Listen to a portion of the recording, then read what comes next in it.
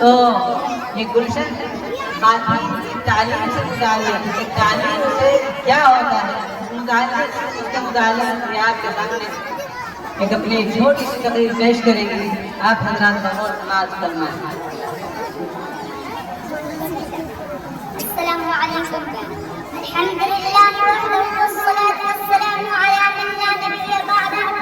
أما بعد فقد قال النبي صلى الله عليه وسلم اطلب العلم من المهد إلى المهد أو كما قال رسول الله صلى الله عليه وسلم. میرے قابل احترام معزز سامعین امیر بیٹھنا ہوتا ہے خواتین کی تعلیم کہنے اور قدر میں خدمت کرنے کا حضور صلی اللہ علیہ وسلم کی ارشاد عادی سے ہونا چاہیے. یہ ہر مسلمان مرد اور عورت پر فرض ہے کہ وہ تعلیم حاصل کرے. اس لیے معاشرہ کی اصلاح خواتین کی تعلیم اور تربیت کے بغیر ناممکن ہے. تعلیم ہر انسان کی بنیادی ضرورت ہے.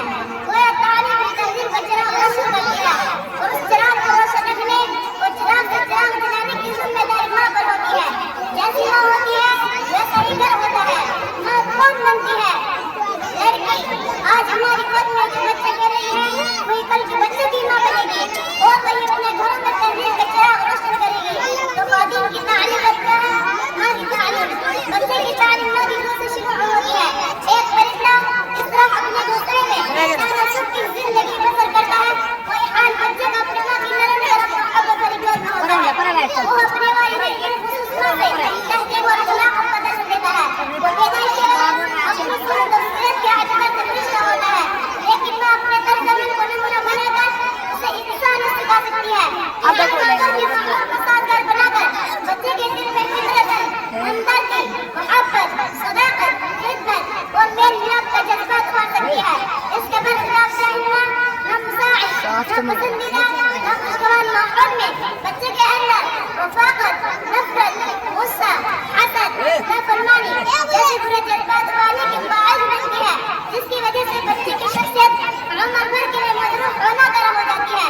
دراصل ماں اپنے بچے کے لیے بطور معمار کام کرتی ہے اور بچے کی سیرت کی تعمیر میں اہم رول ادا کرتی ہے. میرے پیارے بھائیوں بہنوں بچہ فطرت سب سے زیادہ ماں کے قریب ہوتا ہے. ماں ہی کو وہ اپنا ہمار سمجھتا ہے. یہی وجہ ہے کہ بچوں کو سب سے زیادہ اپنی ماں پر منحصر ہوتا ہے.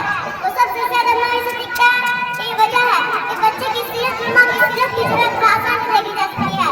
بچے کو ماں کی دنیا جو تعلیم ملتی ہے وہ عمر بھر کام آتی ہے. ایک مشہور مفکر ماں ہی تعلیم کا قول ہے. ایک اچھی ماں معنوں میں یافتہ ماں سینکڑوں استاد سے بہتر ہوتی ہے اور ایک اچھا گھر مہذب گھر سینکڑوں مدرسوں سے اچھا ہوتا ہے. مختصر یہ کہ ماں سے بچے کو محبت کا سبق ملتا ہے وہ باپ سے عزت کا. یہ دونوں چیزیں ہماری ماں میں کی ضرورت ہے.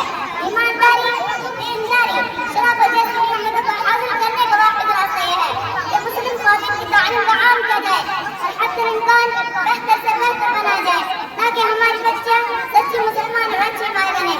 اللہ تعالیٰ ہر کی توفیق عطا فرمائے. آمین. وما علینا الا البلاغ والسلام علیکم ورحمۃ اللہ وبرکاتہ. وعلیکم السلام. تم کھاتے نہیں